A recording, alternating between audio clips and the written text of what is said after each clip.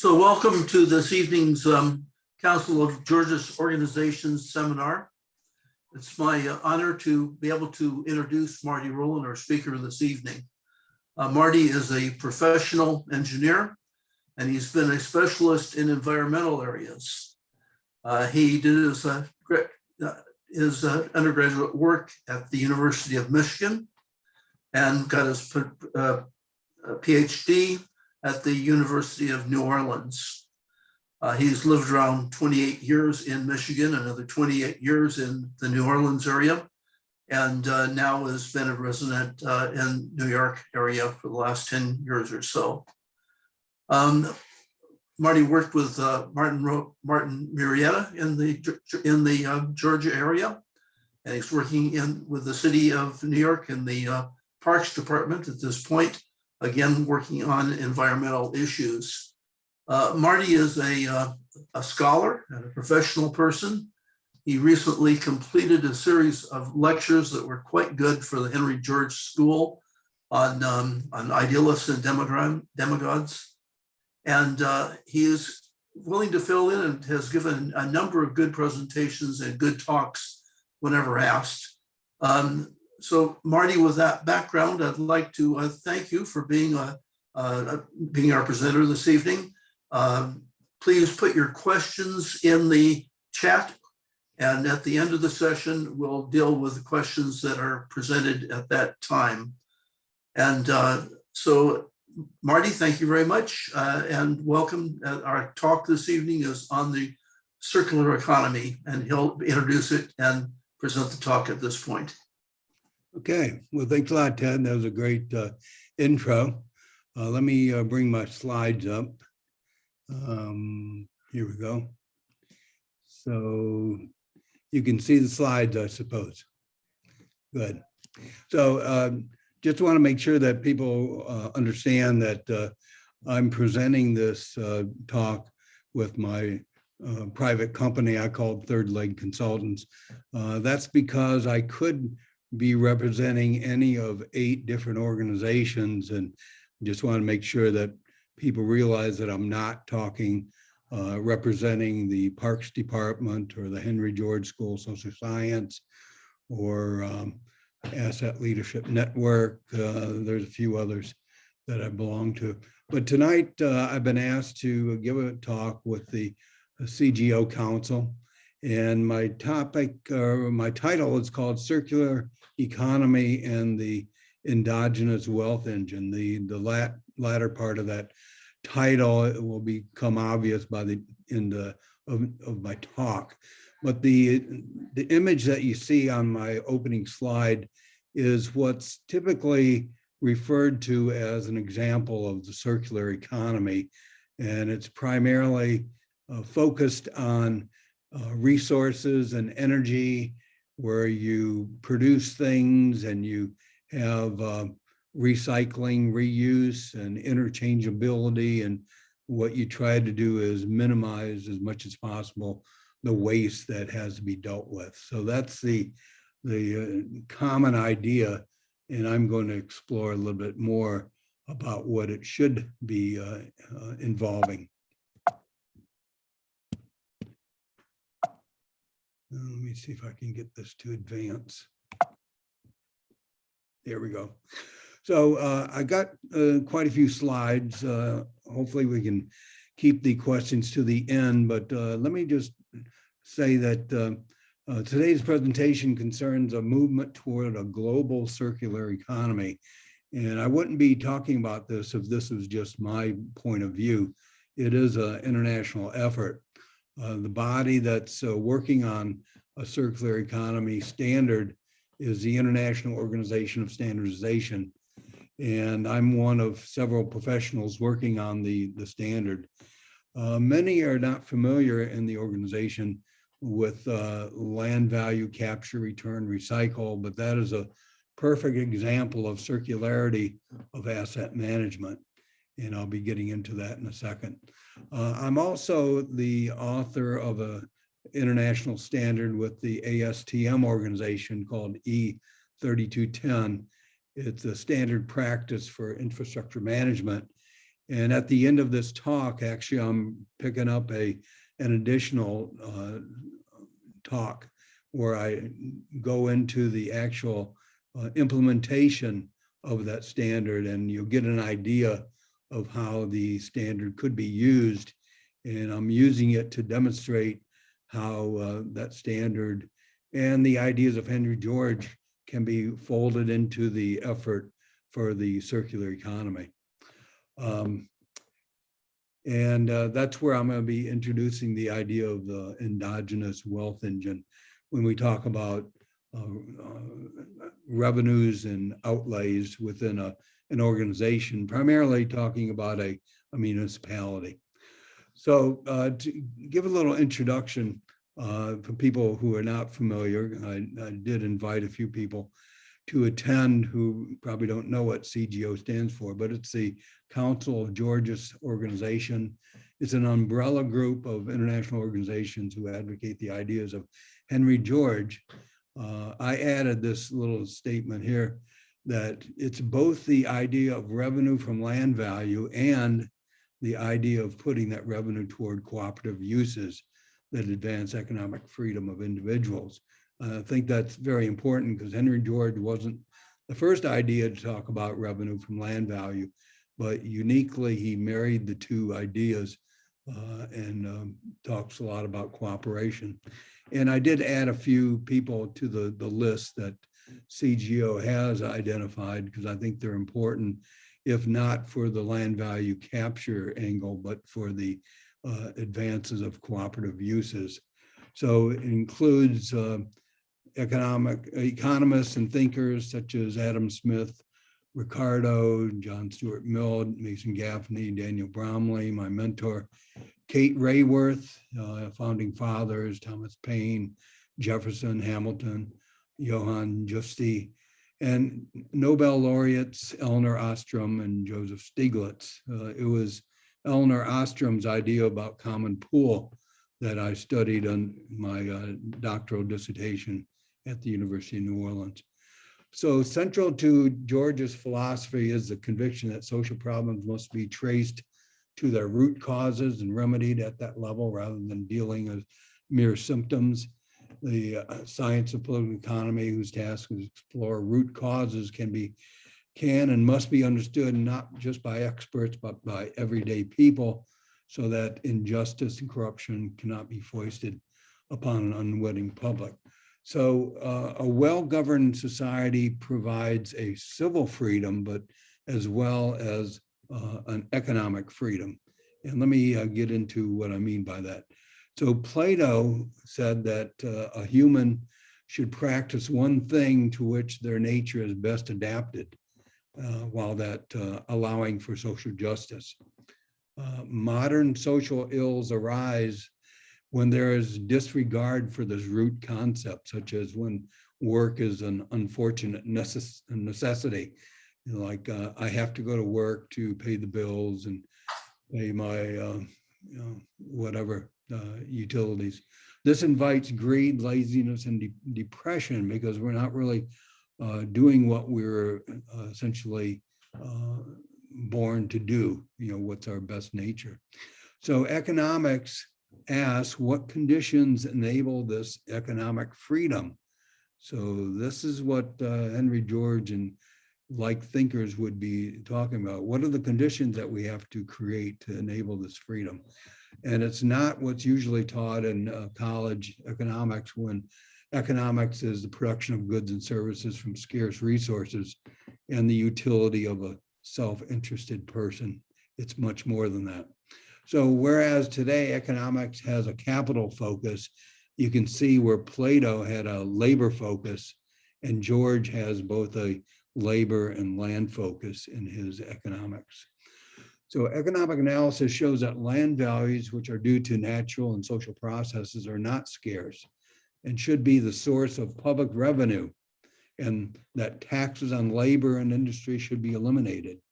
Properly understood, economics is not a dismal science, but a guide for achieving justice and sustainable prosperity. So in addition to the introduction that Ted gave me, I have this slide that goes through few other classes that I've taught at Henry George School of Social Science, and identifies a few other things that I've done with my work at the ASTM organization.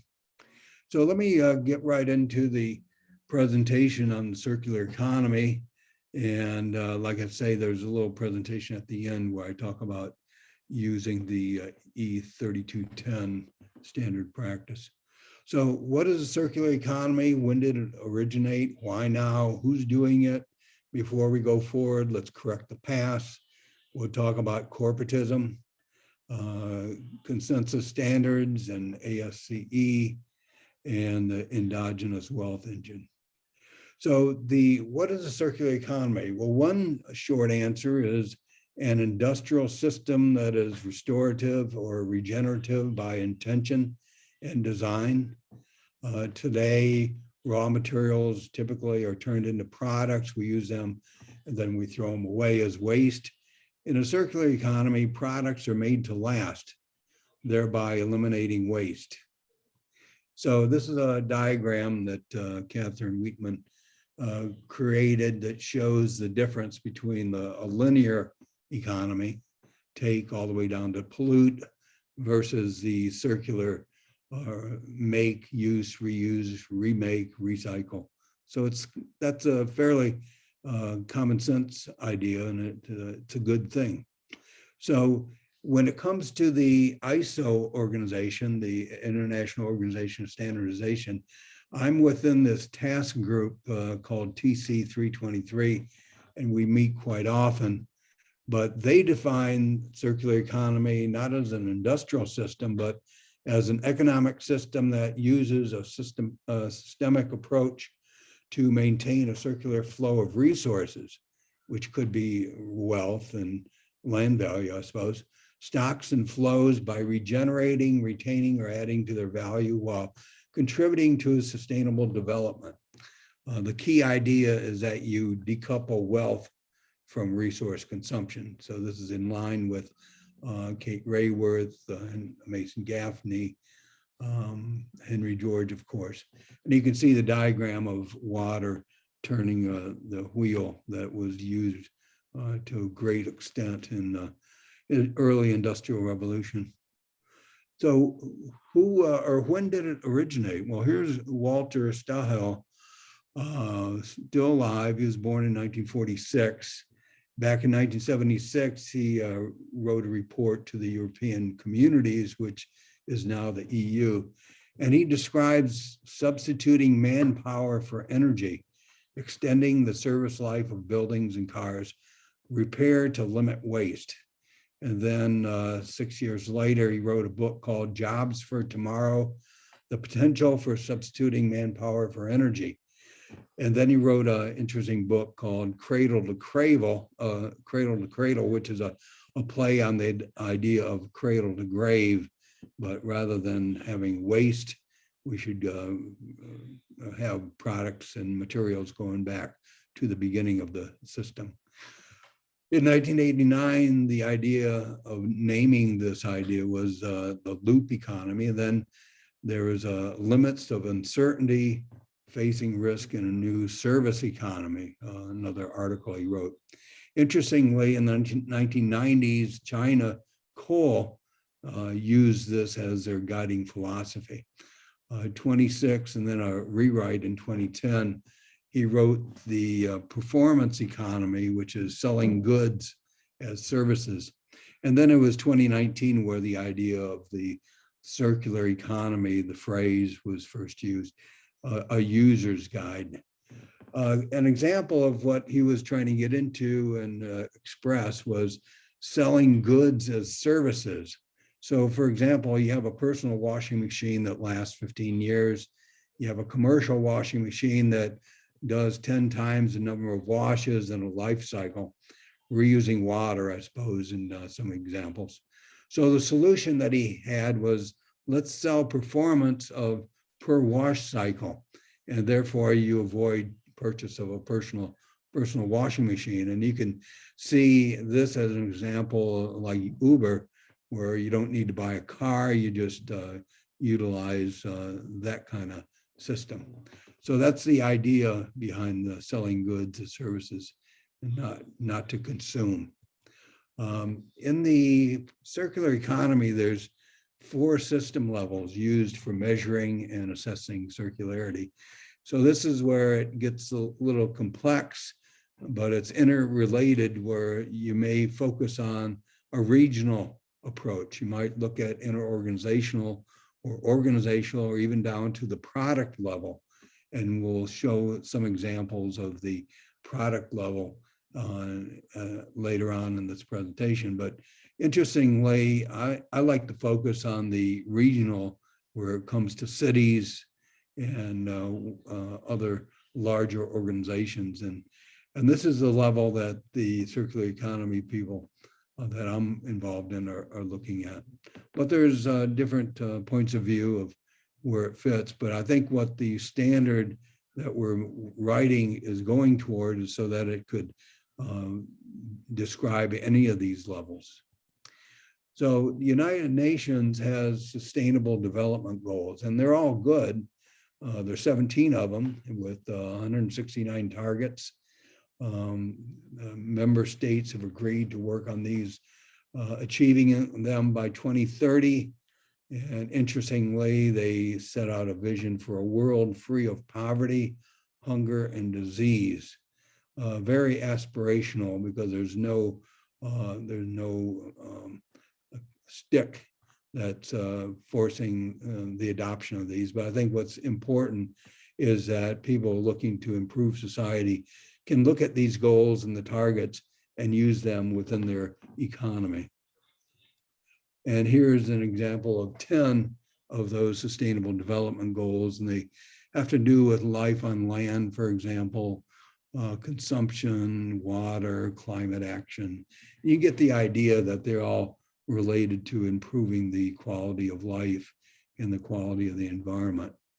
So the question might come up, why now? Why talk about circular economy at this point in time? Well, if we look at the 2012 so-called stock check, which is a list of the number of years left for these resources and things. It comes from the Economics of Ecosystems and Biodiversity Agency of the UN, USGS, British Petroleum, and the London Metals Exchange. They identified that rainforests have 196 years before they're totally destroyed. You got agricultural land with around 69. You can see the numbers here. There's several decades of materials that are estimated. And then you look at copper, and then how many years do we have before the Arctic has an ice-free summer? And then in 29 years, a third of the plant and animal species are extinct. And in 39 years, we'll have 2 degrees of warming, which is significant for the world. So that's why the push toward the standard circular economy. I'm always skeptical, and I say, well, that's all fine and dandy, but are there any oligarchs out there that see a need to stay in control? And if they jump in front of the line and direct the circular economy effort, maybe that's the real reason between going to a new idea or a new standard for what's considered a good economy. So I'm always skeptical. So here's the diagram that's used in the effort for a circular economy. You can see it's pretty standard. You look at the requirements, you look at your goals and scopes. Circularity measurement, that's a lot of what's going on now with the standard. And you assess circularity according to the standard. Then you look at the impacts and the performance. And on a very simple level, working with the audiences and the users and stakeholders, you have like a cycle of the circular economy. But going deeper into the analysis, there's the economic system that's in focus, a wider economic system, and then you have a global system where you're looking at several states and cities and such. So this is one level of looking at it, and we keep going deeper here. But I wanted to point out that in this diagram, they talk about taxes, but at this point, what the taxes are for haven't been defined, because within the Georgia's view of things, there should be no taxes unless it's the tax on land value and taking the taxes off of labor and industry. So that's one area that needs to be addressed. Another way of looking at this diagram is that there's resources, components, manufacturing, and products going through that same cycle. Going a little bit deeper, you see various organizations selling and buying things from each other, communicating through this economic system that's in focus. And once again, you see this word taxes. And I pose the question, taxes on what? Because I think if you're talking about a circular economy, we should be looking at a beautiful description of a circular economy in land value, capture, return, and reuse. So this is one way of looking at the regional level for the circular economy. You can see it's all within various shells, including the global system. Another diagram that's used in the effort is this, where you have circularity indicators, circularity categories, and you go all the way to the end here, where they have the word economic. But before we get to economic, we have this category called waste and emissions. So these are like waste sinks, whether it's pollutants going into the atmosphere or pollutants going into stormwater. That's one indicator category, and it's good to keep track so that we can reduce those impacts. But what economic is in relation to the other categories here, where we're talking about waste sinks and energy and water that's drinkable, is very ill-defined. I'd say maybe this category needs to be called land value.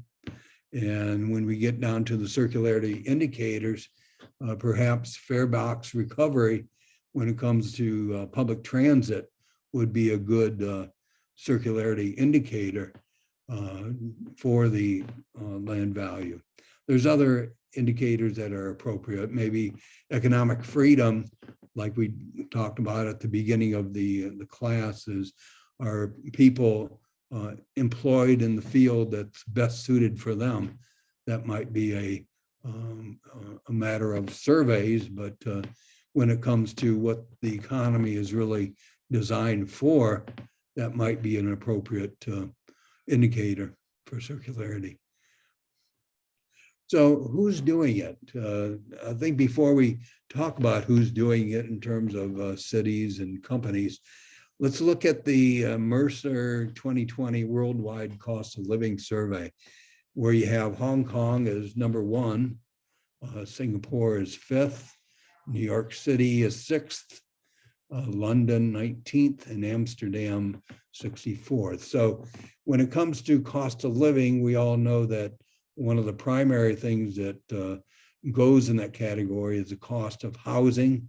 And when you talk about housing, you're always talking about the cost of land. And a big question for Georgists is there a lot of speculative value tied into that those costs? So when you see a city high on that list, like Hong Kong, Singapore, New York City, you start to think, well, maybe these costs are going to Oronte or other monopolists, and maybe that's why the cost of living is high. But I put it on this chart here just to show a relationship between New York, London, and Amsterdam, because I'm going to be going into what their commitments are for a circular economy, and it might illustrate or enlighten us in our discussions. So let's look at the City of London. I don't know how many people are aware of this, but the City of London is a corporation It's home to only 8,000 residents. They call it the square mile. So working in the city, you have 500,000, and then tourists are up to 10 million. And in their website, they have a listing of what they're doing to promote the circular economy. I guess I would describe this as pretty lame. We're talking about recyclable jeans and using different yarns for slacks, modular cell phones, day-old food, recycling boxes, renting washing machines. I think for a modern 21st century city, I think they could have come up with a better list. I could see a social justice committee in a liberal church coming up with a better list than this. But let's go to New York City. I'd say that the ambition for New York City is a little bit more than what London had. They're working with the Ellen MacArthur Foundation, and they're just pointing out that large cities are 81% of the global consumption, and where even though New York City is the 44th largest world city, it's second in consumption. There's a lot of money consumed, the cost of running the city, you show there in trillions. There are opportunities for 11,000 new jobs, and there's a commitment for zero waste. But New York City is focused on reduce import dependency, is related to the COVID reaction and response. So there's a commitment to make resources go further, secure and create jobs, and address particulate emissions, which is a problem with lower income groups and neighborhoods that are near highways where you have particulates coming off of the streets and coming into the breathing zone of small kids. But overall, I would say that New York City is not quite there when you start comparing what Amsterdam has committing to. And let me show that. So if you go to the website of Circular Amsterdam, you can see commitments and actually some activities that are already being produced. You're talking about value being created in the construction sector, looking at efficient organic streams, tons of materials saved, building sector jobs, food processing. They're committing to cut half the use of raw materials by 2030, fully circular by 2050. But I want to emphasize here the name Kate Raworth. She wrote a book called the Donut Economics in 2017. And if you read that book, you can see how Raworth praises Georgia's economic insights. So it's very relevant that that Raworth and her donut approach for looking at where a city or an organization is overshooting its limits in terms of like pollution, but undershooting when it comes to the social safety net, let's say. And this is shown in the next diagram where you see the yellow ring in her donut economics called the safe and just space for humanity. And what you show is outside of the donut is exceeding the ceiling, like ocean acidification, air pollution, those kind of things, where you're committing to a level and doing your best to affect the factors that create those exceedances. And then when you look at the inner, with the social foundation, it's kind of like a social safety net where it gets into energy and water, health, education, peace and justice, those kind of things, gender equality, things that you commit because that's the kind of society that you want. and it's all dependent on where you live and what people are willing to pay for. And this is an example showing somebody who's got exceedances and underperforming in terms of social justice. So in Amsterdam, there are donut workshops that go into those criteria, looking at indicators. There's partnerships with building, and then I'm not going to clink on this link, but if you go to Circular Amsterdam, you can find I think it's a 74-page diagram that goes into exquisite detail. And that's why I was trashing London and New York, because of such an excellent job that Amsterdam has committed to. And it's an example of where I think a lot of cities are going to be going to, is citizens demanding an improved economy. So who else is doing it? So I identified two companies that are committed to circular economy. And first one is Renault, Europe's first circular economy factory for vehicles. They're promoting this in 4 years. They've been remanufacturing components since 1949, but now they're going at it to a lot more intent. Increasing recycled plastic content, second life for batteries, 3,000 new jobs because of the reuse. They're using 3D printing, dismantling end of life of vehicles, and reusing 40 to 70% of the parts that are reused.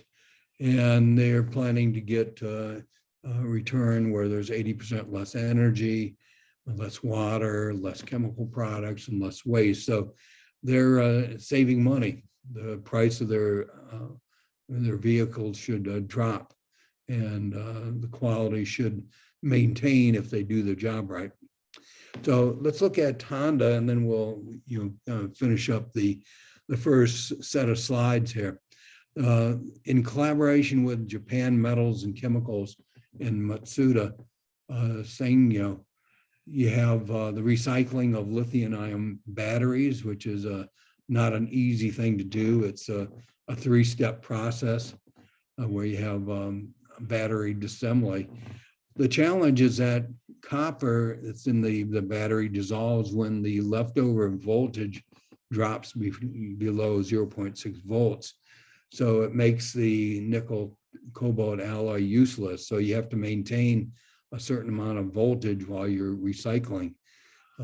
They have a cathode, they have a black powder of nickel and cobalt. And they say, imagine a sheet of toilet paper smashed on one side and packed into a rectangular case. And the challenge is grabbing the thin sheet and carefully unrolling it so it doesn't tear, which suggests to me that maybe they need to do a redesign of this battery so that the disassembly might be a little bit easier.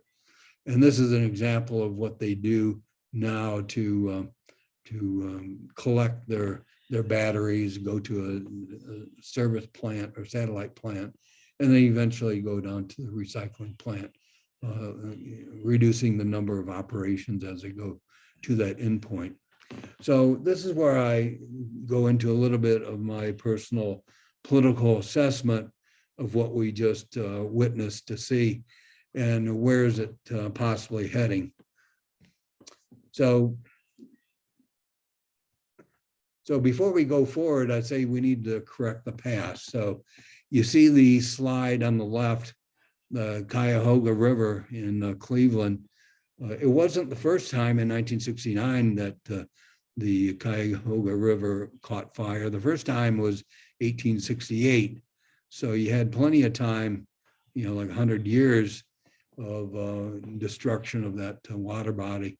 But it really wasn't until 1969 where the public really caught on to the craziness of polluting the water. But the neoclassical economics of the late 19th century was no advance on classical economics in terms of the circular economy. The neoclassical, they right out of the box talking about externalities. You have the economy on one side, you got externalities on the other. It's just that, oh, you have to just deal with it. Those are givens. Also in neoclassical, land became capital. And by that little move, you removed any obligation of rentiers to return value to society. And that's the important factor of Henry George and his ideas for political economy, is that keeping land as a one of three factors of production, being land, labor, and capital. But neoclassical economics did no favor for a clear understanding of how the economy works. And then with artificial intelligence, corporations want labor to become capital. So when you put all that together, you come to thinking about Benito Mussolini, who says that fascism should more properly be called corporatism because of its merger of state and corporate power. And if you go to Merriam-Webster, corporatism is the organization of society into industrial and professional corporations, serving as organs of political representation and exercising control over persons and activities within their jurisdiction. So you can see that it's less about representatives of people for, say, economic freedom, like we were talking about with Plato. It's more about what the corporation needs and what you need to do to make the corporation happy and the leader satisfied that you're a compliant person within that scheme. So corporatism, now that land is capital in the mind of the oligarch and whoever else is running society, labor is becoming more like capital. So we have a perfect storm where everything is capital. And you see the problem with that. Everything is done in the name of corporations. And in this slide, I just want to show real quickly that in some levels of analysis, everything becomes capital. We got strategic capital, human capital, social capital, natural capital, manufactured capital, structural capital. And it might be useful in a discussion with Wall Street to remind them that they have responsibilities, but I think it's a slippery slope to be talking about capital when it's really labor and land, because there's a special importance of having three factors of production and not lump everything in capital. So the way forward, I guess this is my way of looking at what we need to do when we talk about a circular economy, because I think one way or another, there will be a big push for adopting a circular economy approach.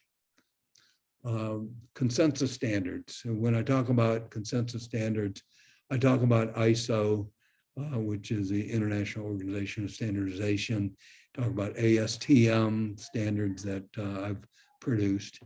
But the use of these standards creates an institution of value. It's actually an intangible asset. It's also a management system. So that institution is critical for creation and maintenance of tangible and intangible infrastructure systems. And I think that's the point I want to make, is that infrastructure systems and how you pay for the infrastructure systems is an example of a circular economy. So whereas an initial focus of circular economy was about climate change and carbon fuels, there's a few of us in this effort that create this international standard that recognize that land value capture, return, and recycle back into the procurement of urban infrastructure is a marvelous circular process that ought to be included in the effort. And that's what I'm here to present.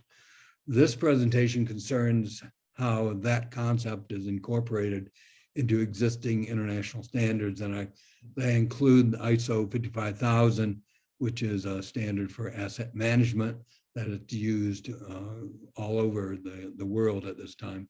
There's another standard in ISO that has indicators for city services and quality of life, which are very useful if you're going to do something like Amsterdam's donut economy. You might use these indicators in that effort. And then the ASTM 3210 standard that I wrote called infrastructure management, the group that I'm involved in. led the effort in that effort.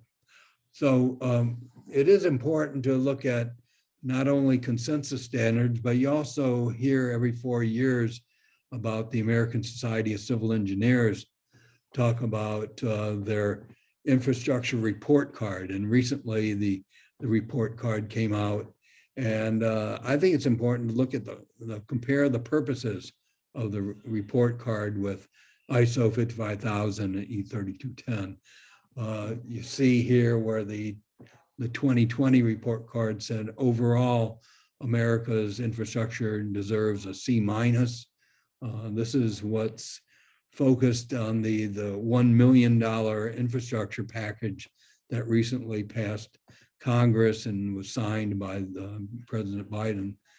So this is the purpose of the ASCE report card, is that assets that need or to be built or fixed. So it's not on everything.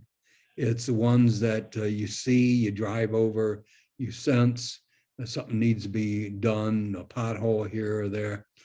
But then you look at ISO 55000, that's another standard for asset management.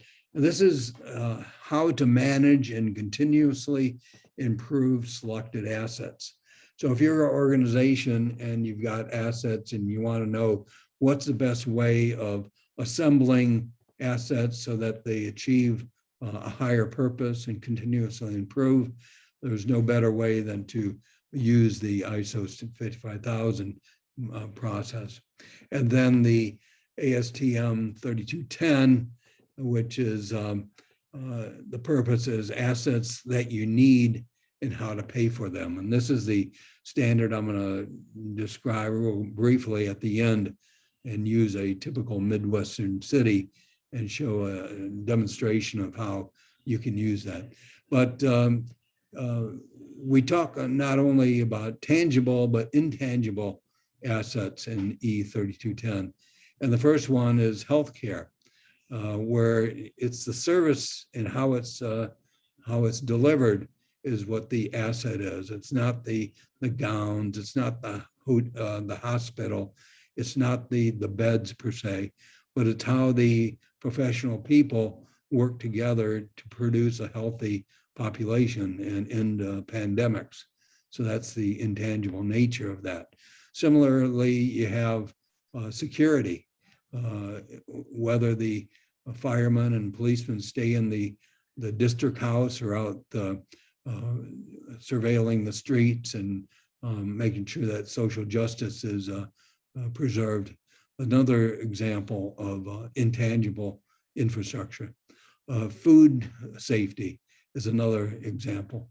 Education, you can have school buildings and you have school buses, but how the teachers and administrators and the students work together to provide the opportunities so that people can achieve their economic freedom.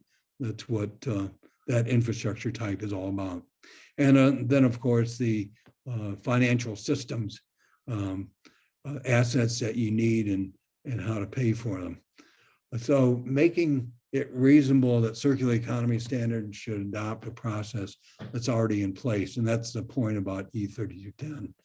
So when 100% of land value is captured, returned, and recycled, and all other forms of taxation are abolished, the local economy could be described as performing as an endogenous wealth engine. And I show an image of Hudson Yards because it's a perfect example of a lost opportunity, because at one point the land underneath Hudson Yards belonged to either the city or the state, and it was sold. And that's a red flag for anybody understanding urban governance, that if you've got land that's going to be valuable, there's no sense in selling it. It'd be better to lease the land and have it in perpetuity. But I needed to point that out, that sometimes we fail to do the right thing because nobody's looking.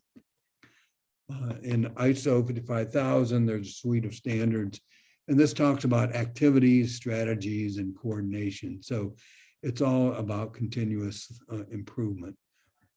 And then the standard I talk about, the indicators for city services, you can see all the categories that they talk about: governance and housing and the environment and recreation, telecommunications.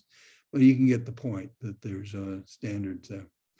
So the practice for engaging recipients of municipal services so that each is delivered in a transparent and accountable manner. And by doing this in E3210, you're creating what's called a strategic asset management plan that can also be used in the ISO 55000. So you can see where there's some interplay between these standards. So here we go to what I call the endogenous wealth engine, and maybe that was kind of an intriguing phrase, but let me describe what that means in terms of what we've just looked at in terms of circular economy and the Henry George focus on land value taxation. So if you read Henry George's Progress and Poverty that was written in 1879, what you'll see is a diagram up on top talking about the private economy, where you have the three factors of production, creating wealth, and then the big question of, does the rent go back to the landowner, or should the rent go to, say, the municipality that's creating the opportunity for land to increase in value? So what I did in this example is show that not only is there a private economy, but there's a public economy. And an example of that would be me working for the New York City Parks Department. We do things that create wealth. We create parks. And if you look at the value of properties along Central Park, you notice that the property values are higher near the park than otherwise. So there's an opportunity for land value to be captured because of what we do in the public economy. And this is a diagram that's taken out of the E3210 standard. And I got a diagram that right after this, but really simply, you have a circle for the revenues and one for the outlays. And if you look at capital improvements, typically exogenous wealth would be going out for bonds, commercial loans, money from the government, money from the outside coming in, which goes to infrastructure as revenue, and then down below there to a little pie slice that has to do with tolls that might come as a result of some of the activity. And then you go to retire the debt, and that's the extent of those red arrows going to the outlays. On the left-hand side, you see a large pie slice, and that's revenue coming from land value taxation or capturing from land value. I show this B equals 0, which means that there's no income tax and there's no sales tax, and there's no rentier getting unearned increment of land value. So this is the optimal case where you're not only paying off some of the money to retire the debt, but you're functioning to pay for the day-to-day maintenance of infrastructure. So this is a description of a circular process using the E3210 standard, but it uses ideas of Henry George. This is an example of the endogenous wealth engine that I talked about, where you say, we don't need to have bonds. We don't need commercial bank loans. We don't need money from the federal government necessarily. Let's raise enough land value so that we can pay for the capital improvements and we can pay for the day-to-day operations of the infrastructure. And that's essentially what the endogenous wealth engine is all about. And if you look at the types of infrastructure that we're talking about, you have these 10 types of tangible infrastructure, because each of these you can touch, as opposed to the intangible, which I covered a little bit ago, food systems, healthcare, security, education, financial systems. And the big question would come up is, why would we let the market determine the value of these things? When a pandemic hits, what's the value of healthcare? And why do we pay healthcare workers what we do when they're at the front lines, making sure that the pandemic isn't any worse than it is? But these are the kind of questions that each city or each organization would have to ask themselves. And if it's more important for one thing over the other, you place value and you have an indicator and you try to perform to that indicator. So that's the first set of slides. I wanted to go right into the second slant, which is a little bit less, but it's a little kind of fun little exercise that I do here. So I'm using the standard that I talked about, E3210, for a small Midwestern town. And it's all about infrastructure management. I'm not going to name the town that I'm talking about, but if you did a search on a town that experienced contaminated water, particularly lead in the drinking water, you could probably figure out what I'm talking about. So today's this presentation is about the infrastructure management. And although it's based on reality, I'm hiding this, didn't want to get into that particular detail because I wanted to show how the standard provides a framework for analysis and managing assets. So the town experienced contaminated tap water, but if you're going to be looking at types of infrastructure and you've got potable water supply, you also need to look at nature, which is another type of infrastructure, and financial services, and or financial systems, and I'll do that. So the content of this short presentation is what is E3210, preparation for use. So imagine that the mayor of this city that has contaminated tap water calls you up and wants you to use the standard for their situation. And what I'm going to do is I'm going to go stepwise for these 4 steps on how to use the standard. Despite the fact that you're going to have irate people in the audience who have just been pretty much screwed over for years, years after Flint, Michigan experienced their problems, you have another city in Michigan that has a similar experience. So what is E3210? So when I began working on that standard, I had this experience thinking about Flint, Michigan's tap water. And I asked myself, how could such an important service as water supply be put into the hands of such amateurs?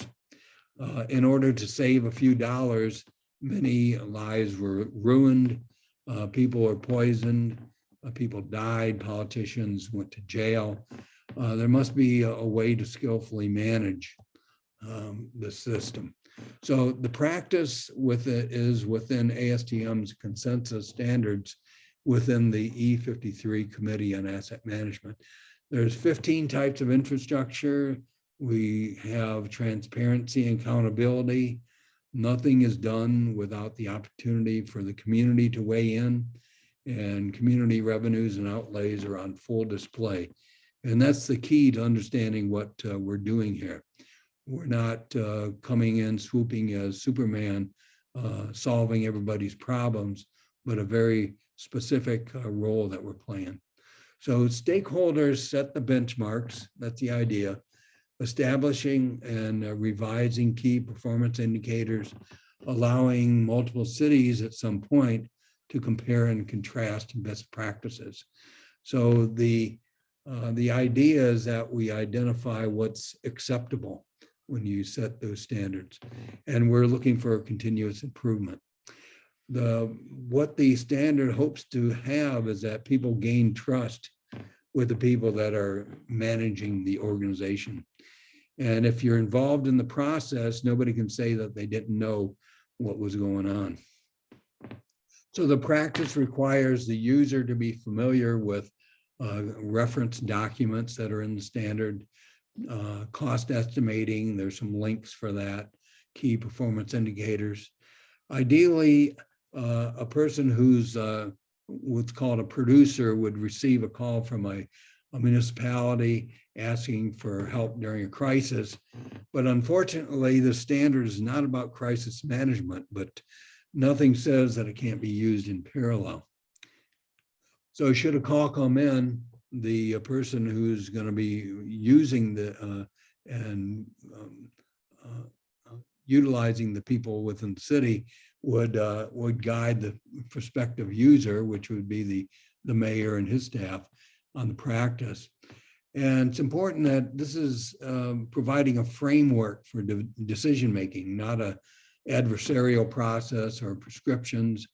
Publicly available data would be used. Be fact-finding would be the first priority, meeting with the authority.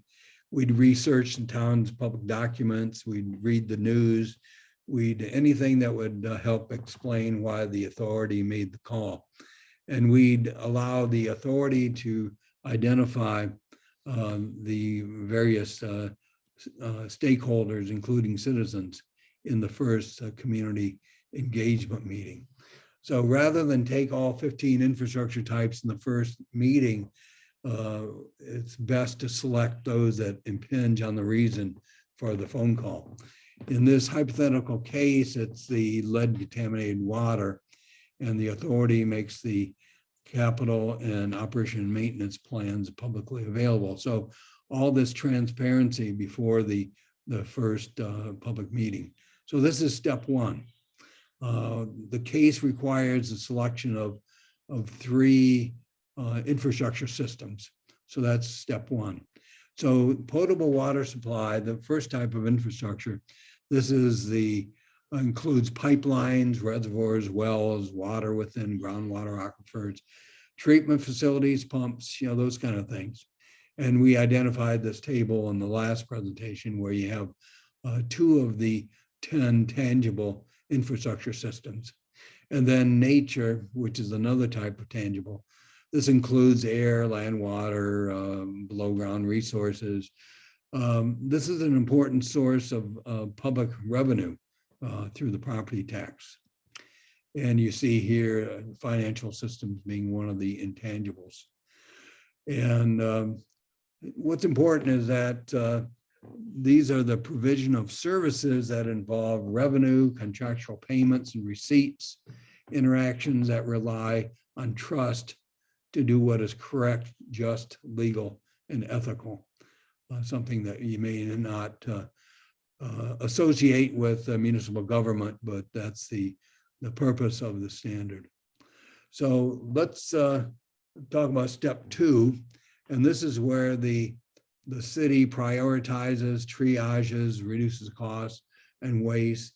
They're identifying the life cycle costs of all the expenditures that they plan to do in the coming cycle. Step 3 is having the first community engagement event. And this is where the authority, which might be the mayor, issues a draft report on what they plan to spend in the next 3 years. And they hold this event to present goals, scores, and benchmarks. And you see this image on the left where you have the authority up at the podium saying we're doing all we can do to protect and blah, blah, blah.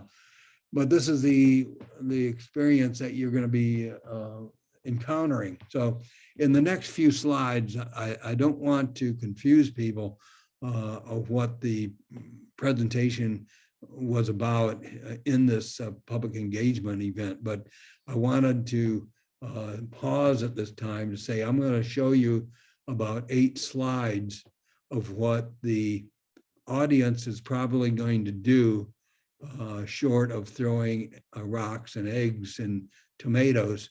But it's an important point for people going through this new process to expect control and explain the purposes of getting together in the engagement event. So if you do any research on the city that I'm keeping unknown, somebody will get up and say, why is the water from the neighboring town safe, but ours is poison? Well, you should have a good answer for that. You might have somebody from the neighboring city there. Rather than bottled water, why doesn't the neighboring town drive 1,000-gallon water truck around to our homes? Well, that's interesting and important. Maybe you should do that. Why do we, citizens of the poorest town and state, pay income tax? So these are various things that people are going to say. Why is 100% of the income tax spent in administering the tax? Something that I found from a search on their website. Crazy. Did you know that 60% of us rent and 40% are on public assistance in poverty? Why are slumlords paying such low taxes? We pay more than 50% of our income in rent, but nothing gets fixed. Seems like outsiders come to town to fleece us. Why did City Hall let an 800-pound corporate citizen buy 26 acres of prime real estate that the state wanted to give us back in 2011? We could have leased it for that fancy golf course and all those nice homes and businesses of them white folk. Who's at the wheel of this out of control wreck of a city? Why not have a metropolitan property tax system where revenue shifts from wealthy to poor towns? After all, 10 years ago, we got snookered out of land worth billions of dollars. Would you pay $200 a month for bad water? And then going off a tangent here, do police still plant drugs on innocent people? Are they still doing time? Which is outrageous, but truthful. So that was the question that you might get, but you look straight ahead and explain why you're having this engagement meeting, because you want conditions to improve. So what you show is that there's 3 conditions required to be demonstrated in the infrastructure plan coming up. It's whether it's acceptable, not acceptable, or uncertain, and using that to revenue and outlays diagram that I showed earlier in the presentation. There's 3 conditions. It's the golden rule of government finance, the maximum interest paid, and less capital improvement than capital outlay. And this is a diagram coming out of the standard. And this is the diagram I showed before, where you have the exogenous wealth input with bonds and commercial loans going to work this circular process. But the golden rule is that you don't borrow money to fix potholes. There's no enlargement operating here where you're investing it's not something so that it'd be worth more in the future. So the money you collect in land value or personal income tax, sales tax, it's got to be greater than your operation and maintenance. So if you don't have enough money coming in, you're going to do less operation and maintenance. So if you've got a lot of potholes in your city and people complaining about it, you might turn to the audience and say, is there enough money coming in? And if there's not, then okay, what do we have to do about it? The second one condition is the capital improvement retirement debt, which you see on the right-hand side labeled Z, are less than 1.25 times the capital improvement revenues minus the project generated revenues D. And this is expressed as Z is less than 1.25 C minus D. And so that, again, this is an example of rather than the kid in the candy store, we control what money comes in with what being requested.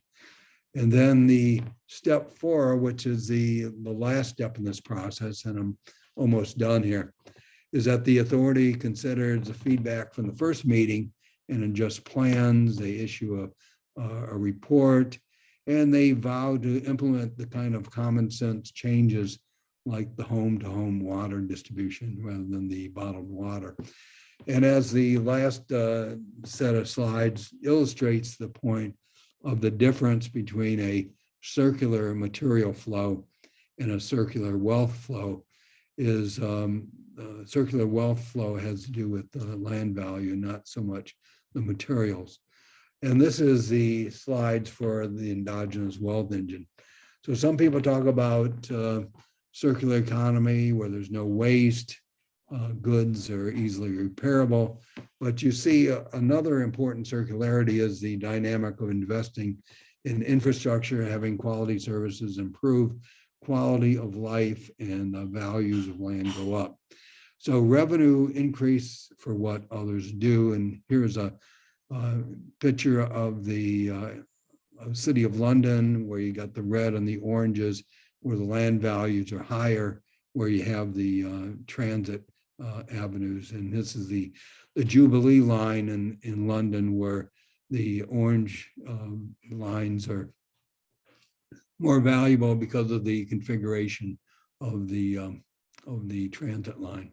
And going back to the diagram here, you see the difference between the exogenous wealth input and the exogenous, and this is the endogenous, where you don't need the outside funds to generate the revenue needed, not only for the capital improvements, but for the maintenance and operations.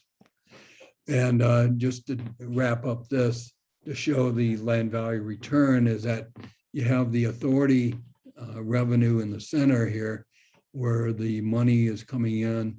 C is the amount going to infrastructure, capital, assets, and O&M. And that's the first step in the process. Then you look at the urban land values going up because you're doing the infrastructure.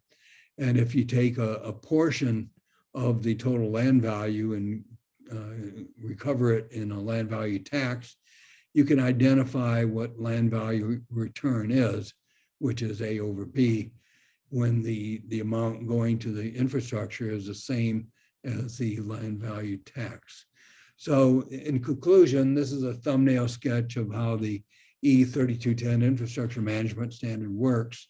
Publicly available data is presented clearly, allowing the community to understand what is forthcoming in terms of services, allowing for an interchange on new wants and where the money is to pay. So I know that was a long presentation, but I hope everybody stayed with me on that. And Sue or Dan or Ted, if you want to entertain the questions, we can do that now.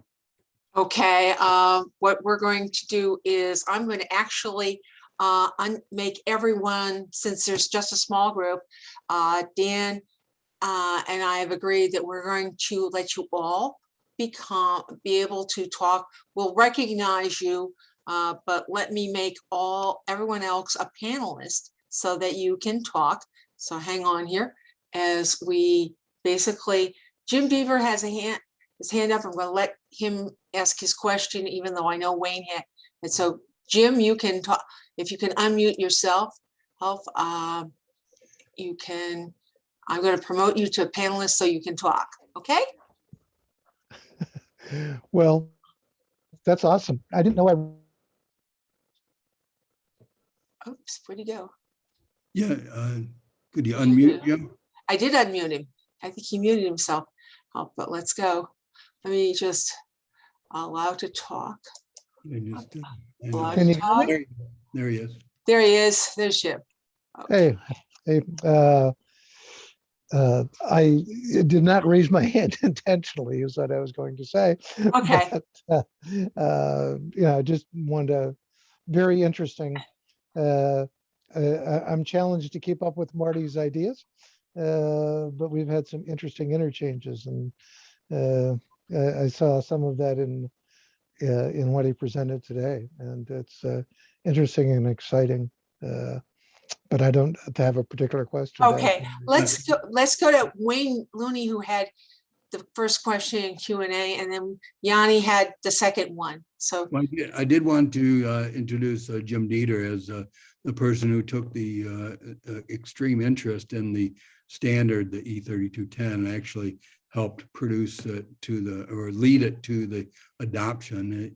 He's also the CEO of the organization called Asset Leadership Network, which I'm a senior fellow within. So appreciate Jim participating. Good, good. Okay, Wayne, you want to ask your question? This is Wayne Lee of Sacramento that will be asking his question. I don't. You can just read it. Okay, let me read it. read it. Okay. Wayne, we got to mute you. Okay.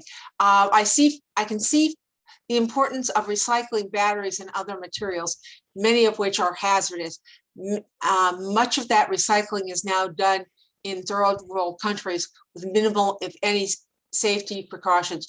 What should be done? Okay, well, that's the importance of having the international standard for a circular economy, because anybody who's sending that crap to the third world would be called out because, if they wanted to be, let's say, part of the European Union, they'd have to show where their waste go, where the resources come in, and if there's a big part of their process that you can't define, and then you find that they actually are shipping it to the third world. And so that's the reason why the various international players are involved in the circular economy, because what they're trying to do is get the nations, perhaps leaning on the United Nations to adopt the standard so that people would be obligated to do the right thing. Yeah, it's a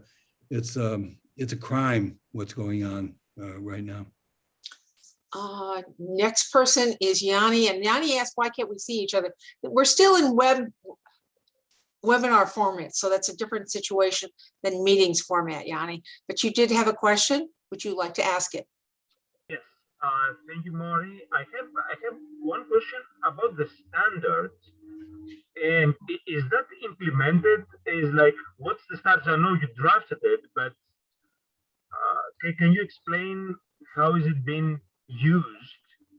Okay, so typically standards of this sort are created when a group of people within an industry say, it would be a lot better, even though we're competing industries, to do things in a standard way so that, it's kind of like interchangeability, like the plug that goes into a phone for charging, for example, there'd be one type rather than three. So the idea behind the standard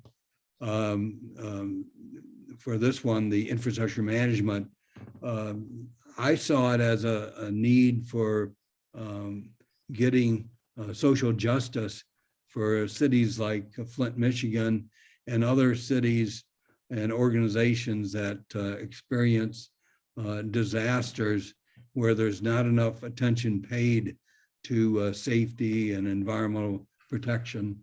So that's how the standard originated. Now, in terms of who's using it, we're still working to find a use for this, and we're working hard to attract people. I have been invited to make a presentation in Colombia, South America. So it's a process. We do have a standard called ISO 55000, which is used all over the world to good effect. And I'm working with Jim Dieter to see if there's an opportunity to introduce E3210 as a supplement to ISO 55000, and maybe that would be the way to operationalize it. Thank you. Now, my question is, you mentioned about fixing potholes, and one shouldn't borrow to fix the potholes. And my question is, along the MMT line, which they claim, well, we can print the money to pay the people that are going to fix the potholes. Is that helpful for the standard you are trying to push for? Like if you can print the money for it, then what's the point of land value taxation? Just print the money. No need for taxes. Okay, well, in terms of the operation of monetary theory, I guess I'm trying to, I guess the standard kind of sidesteps that, because we're assuming that a monetary system.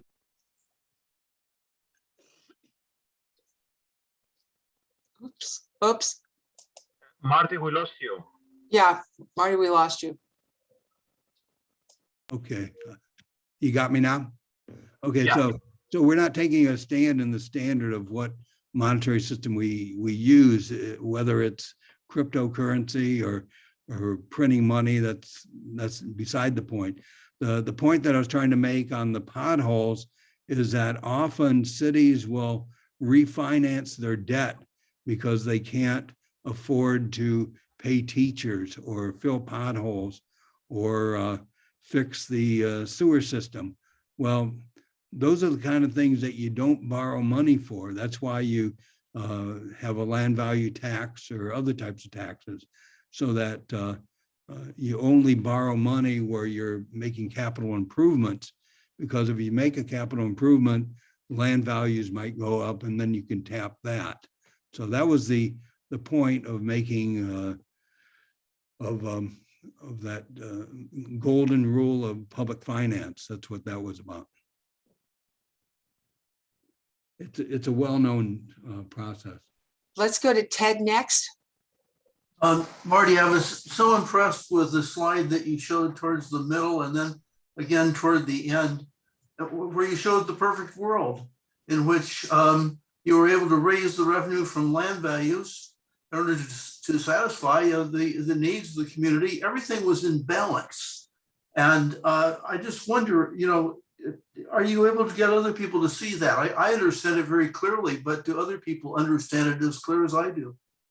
Well, the reason I did it in that fashion is that there's sometimes a belief that, okay, let's have a land value tax, but maybe we should distribute the collected money among the citizens, and maybe they can go on a drinking spree or maybe the casino or something. But I see, looking at it from a society point of view and going back to like Plato and what he had in mind, where we say, well, here's what we could do. Now, if you don't want to collect land value taxes, we could reintroduce income taxes and sales taxes and all those nasty things that we shouldn't be doing. So it's really exposing the idea of what's the ideal situation.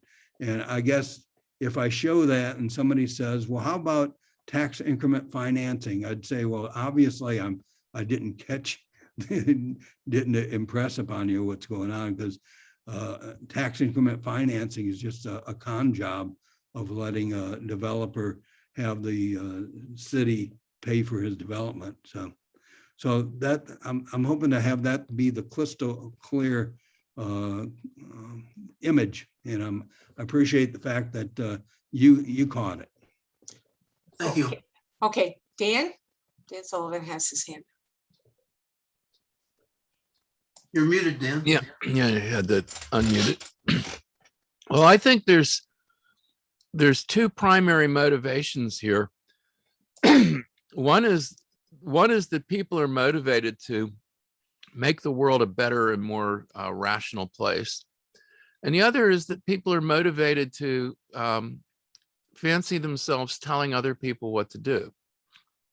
And the Georgist prescription, which would just be to put all the taxes, not only on land value, but on resource extraction and pollution, is that it would give all the incentives for people to do things the way they should without giving the various planners and whatever the opportunity to tell them what to do and micromanage their lives. And I suspect that's why the planners don't like the Georgist approach very much. The example I thought of immediately was when I saw that somebody said, well, a commercial washer, maybe costs 5 times as much as a residential washing machine, but it does 10 times as many loads. And I thought, yeah, but how do you have to haul your laundry to the laundromat? And do people want to do that? Well, if the taxes were on the resource extractions and the pollution, the commercial washing machine would be a little more expensive and the residential machine would be a lot more expensive, but there'd be no taxes on your labor, and things that are made by labor would be much cheaper. So like organic produce would be very inexpensive because it's made entirely by labor and are almost entirely by labor. And there would be no tax on that. And so it seems to me that when people say, well, we can't let the market decide that, it seems like the Georgist approach is to fix the market so it can decide that. And the two forces operating against us are, of course, the people who benefit from the market not working as it should, which are the monopolists. And the other is calling them socialists assumes they have an ideology, but a lot of them are just what we in the 60s called control freaks. And they just love to tell other people what to do. And they make things enormously complicated because of it. Yeah. Well, I guess that's the point of what I'm trying to do within the circular economy effort, is to take a Georgist approach and say, okay, you got taxes on your diagram. What kind of taxes? And maybe they should be resource taxes and land value taxes. So I'm bringing it up and supporting the point that you made. There are people that just love to tell other people what to do, and they feel that's what they were born for, is to tell people what to do. But yeah, I think your point is very well taken, that perhaps make the point at the beginning, like, let's how do we start this circle here? If we compensate for the oil that's being pumped out of the ground, it has its true value place, then it would never be burnt. So as we transition into something like that, let's know where we're starting and where we want to end up. It might make other forms of energy more possible, but I think you brought up a good point. Any more questions? I don't see anything. We are getting close to the 8:30 mark. This is Jim Dieter again. I just wonder if Marty could say, if you have a minute, I was intrigued by the 6 capitals idea, involved in the ISO 55000 effort. Marty, obviously it doesn't mesh with what you're talking about. Could you provide any more insight on that? Okay. Is there any reconciliation of the two? Well, I guess it's, so maybe I'll give people watching a little background on this. Jim and I are, of course, in the group called Asset Leadership Network, and we've recently had like a 5 or 6 week series of classes and panels, which include, interestingly, Martin O'Malley, former governor of Maryland, and Baltimore mayor. And so in this series of talks, there's a woman who came up with the concept of 6 capitals, and she was using it internally with Wall Street companies to get them to see that they need to get on board with being socially just and not pollute and such. And so I was kind of torn, being a Georgist, of not totally flipping out and saying you're wrong, and this is, economics involves 3 factors of production. So it's almost as if I would have to, if I saw I think Mary Adams again, I'd have to explain my objection to the idea of 6 capitals. But if it's done within a circumscribed discussion with people in Wall Street and saying, consider people and their health and the environment. And okay, you can talk about natural capital and human capital, but as a theorist in economics, I just can't let go of the idea of land being capital and labor being capital, because there's no obligation for, say, the landowner or the resource owner to have a responsibility for their actions, because everything is capital. And that's why I linked that idea with the Mussolini, was that was what in that mindset, is that everything is corporations, and corporations are going to rule the world. So if you have a proper idea of what economics is all about, where there are 3 factors of production, there's a special place for labor.